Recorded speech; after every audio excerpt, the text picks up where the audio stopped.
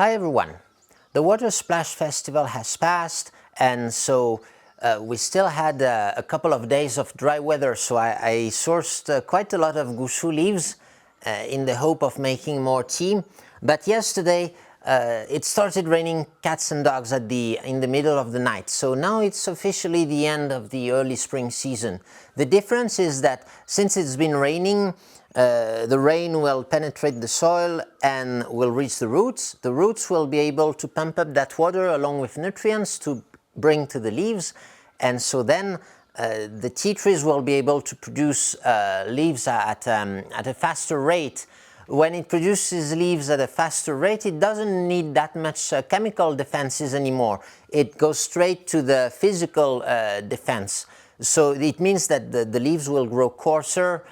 Even when the leaves are like at a one bud two leaf stage, the second leaf is already a bit too mature to be processed. So when you make pu'er tea, that leads to a lot of yellow flakes in the batch, and they will tend to be less aromatic, less powerful, because there are less polyphenols in the leaves.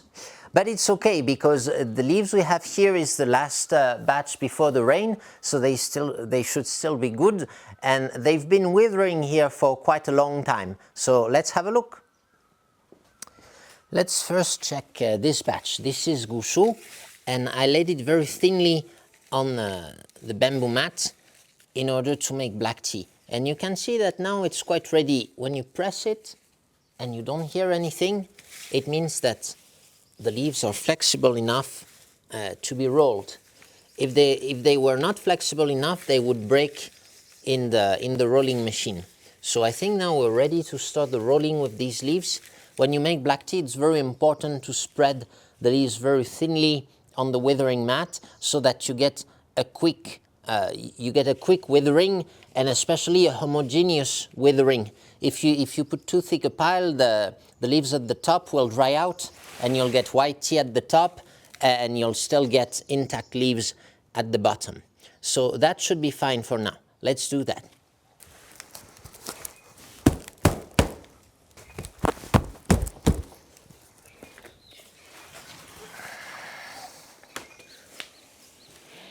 Yeah, they are now at the right withering stage, so I think we'll be able to roll this without having too much broken leaves in the rolling machine.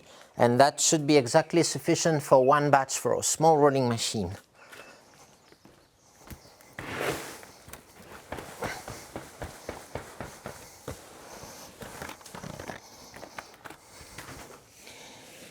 So we can press the leaves into the machine, because they will shrink quite quickly with the mechanical action.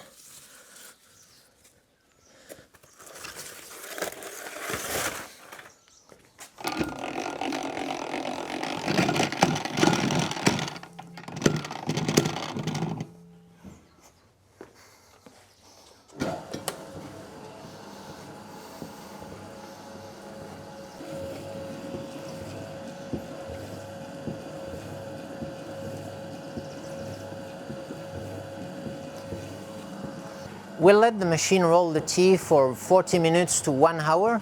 I used to do that trick with the pressure, adding pressure, then removing the pressure, adding again, but I don't do it anymore, because I think it's not that useful actually in the final result. So I just leave it on a fairly soft pressure all the time for 40 minutes. And here we have 3 different batches of gushu. These fresh leaves were picked yesterday. And I'm going to make red and pu'er tea with these leaves. It's still good leaves, because yesterday it wasn't raining. I keep them in a fairly thick pile so as not to dissipate the moisture too much. And they are oxidizing now. They are slightly turning red. Sometimes you cannot see it, but inside the leaves it's getting oxidized, and when you're going to cook the tea, it's going to be reddened. So I want to make a batch of red and pu'er tea, and I will cook this tonight, so they will still rest for a while here.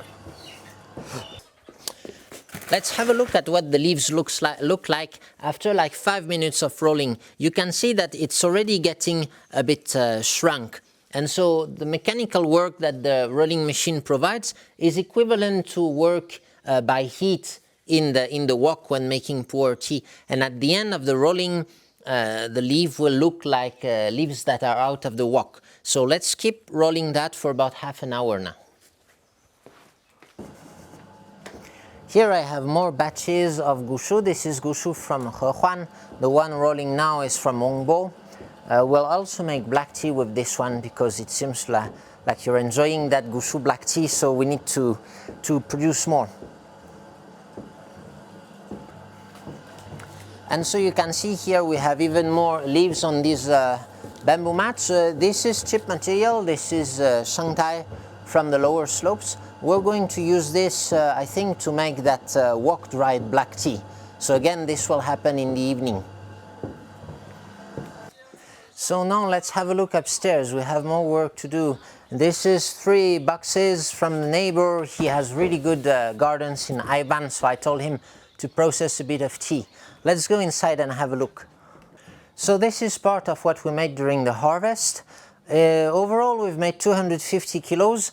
And this morning, my employee just homogenized each garden. So every batch we process, we put a little stamp, a little note to say which garden, which day. And this morning she homogenized, so she put it in a pile and blended each batches according to their garden. So now we should have 5 different gardens, and we're going to taste them.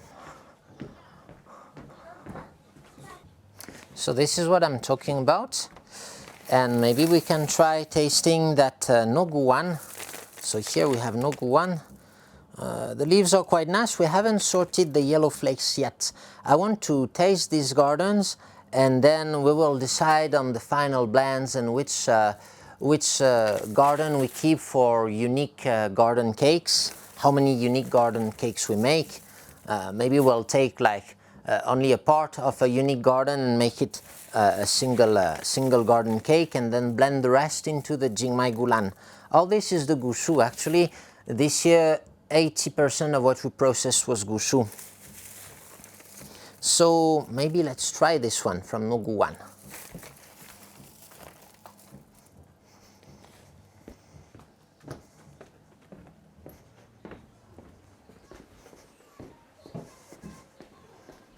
So let's start with the tasting session. We'll start with Noguwan. Hopefully we can try all these teas today. Let's see.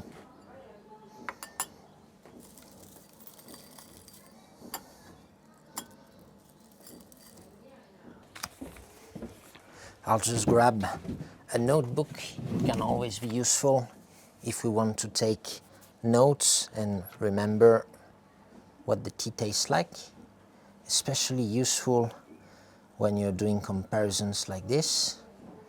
It's always a good sign when you have a lot of foam on the rinse. It shows that there are lots of fats in the tea.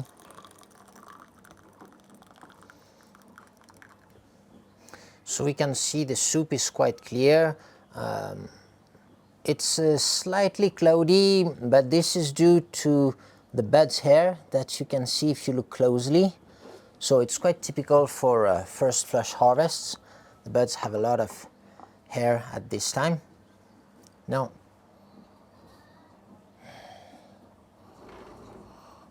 yeah, it's got that typical Tapingjang fragrance. Noguwan is quite a classic. It tends to be on the fragrant side, but also packs a decent sweetness.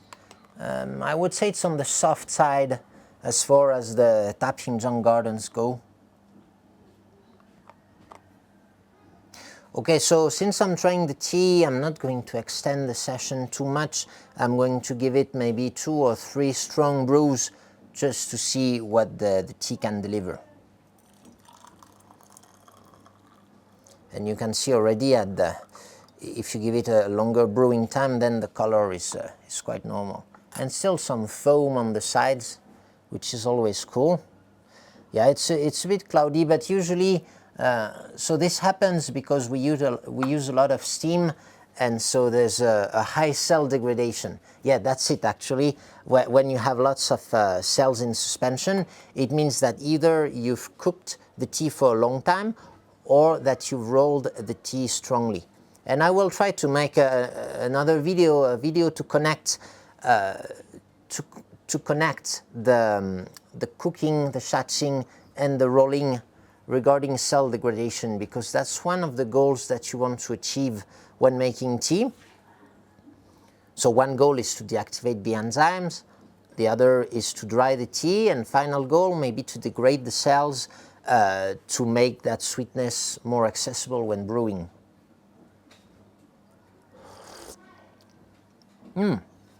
And we've got a hint of still some bitterness. Actually, the Nogu Wan tea is very balanced, so it could make like the core of a blend, you know, of the Gulan blend, or it could be a unique garden cake. But since last year we featured this tea as a unique garden, if I remember well. This year we'll try to pick another one. So this, I think we have about 60 kilo of this. This is the garden we own on Tapingjiang.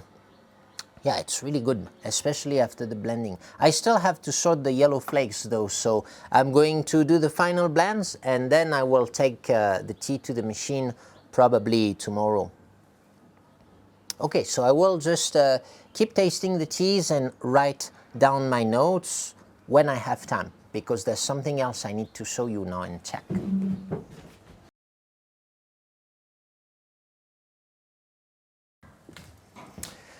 So this is the tea that we processed yesterday. It was a light workload. There was only 2 batches, 2 woks to cook. This is gushu leaves from Wongbo. I let them wither for 24 hours before processing them. And well, you can see there's a lot of yellow flakes, but it's normal because I purposely cooked them quite dry in the wok. And I'm looking forward to tasting the result because it's highly oxidized pu'er tea. The fragrance is different.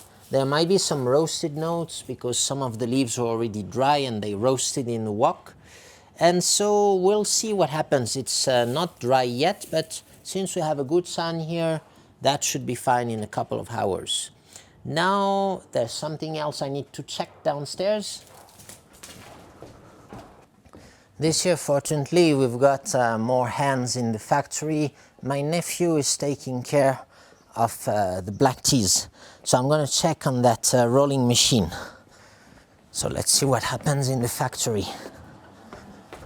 So since I started making this video, we've received leaves from Hehuan garden and they smell nice. We'll let them wither and see what we make with them. Since it's been raining and it's the second flash, it's now a little bit hard, so if we make pu'er tea, that will give a lot of yellow flakes, but we'll see what we make of them. We'll let them wither here first. Now we're at our 3rd round of rolling. Here we've got those we've got 2 batches already oxidizing. Let's have a look at those 2 batches actually. So let's check.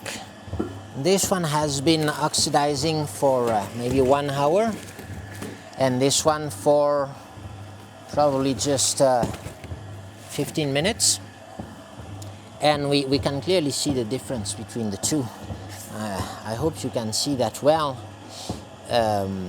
So this one is just out of the rolling machine, and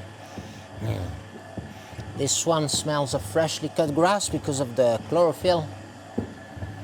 And this one is already more oxidized. The fragrance has matured. So it doesn't take a long time, and it's really about checking by the smell and the color, and that's how you know when it's the right time to put them in the drying mats. Yeah, we can get some closer shots of those 2 here. You can see this one is very green, very pleasant to smell, and it looks like it's been worked on. It looks almost as if it was out of the wok with the cooking, but this tea was not cooked, it was simply rolled. So it's the mechanical work that degrades the cell. And so this is after maybe 10 minutes, and this one you can see has 1 hour more. I can also feel that it's heating up a little bit inside, but we try to keep small piles so that it doesn't heat up too much. and we cover them like this just to preserve the moisture and try to have a homogeneous oxidation. So I'm going to put them back as they were, make sure I don't disturb the labels. So we still have this gushu material that hasn't really totally withered yet, but maybe in 2 hours it will be fine. Now it's getting dry again thanks to the sun.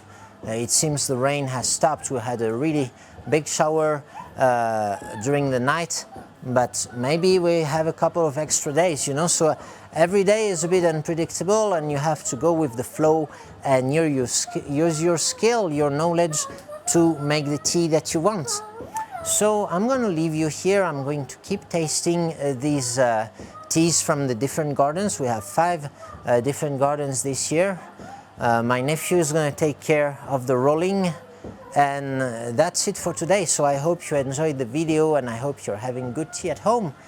Thank you for watching. See you later. Bye bye.